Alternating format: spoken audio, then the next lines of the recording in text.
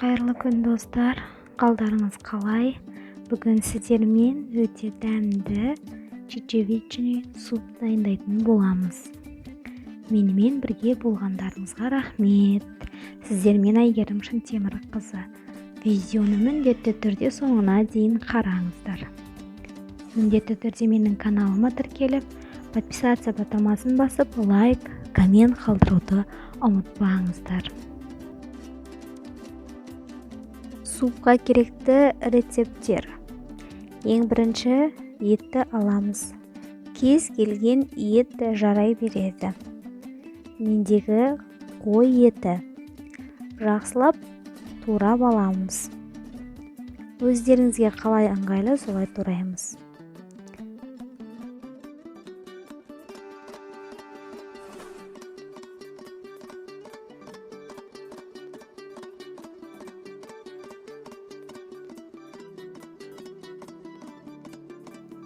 Турап болғаннан кейін бір ыдысқа салып бөлек қоямыз.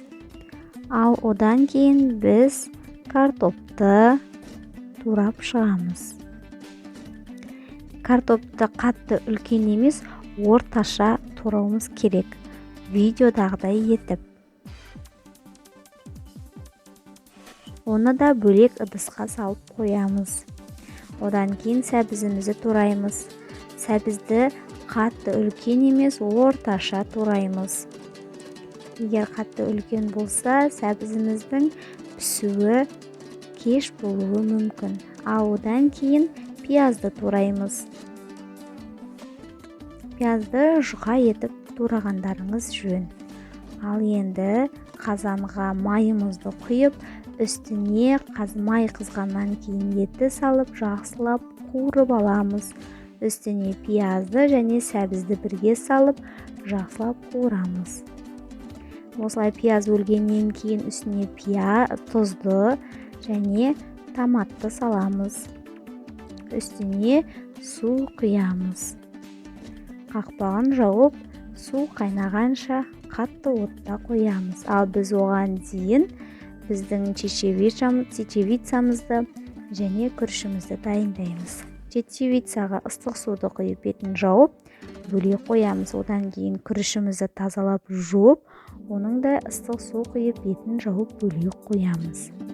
Ал енді қазанымызды ашып көреміз. Қайнағанын көргеннен кейін біз үстіне картопты саламыз. Картоппен бірге біз чечевицаны да бірге салатын боламыз. Жақсылап бір келкі араластырып аламыз. Және күрішті қайнап болғаннан кейін саламыз. Ал енді біздің чечевичный супымыз дайын болды.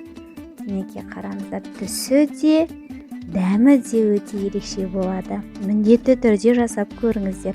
Сіздерге ұнайтынына сенімдімін. Каналыма тіркеліп, подписаться батырмасын басып, лайк, коммент қалдыруды ұмытпаймыз. Сіздермен болған Әйгерім Шынтемірқызы. Сіздерден қолдау күтемін. Рахмет.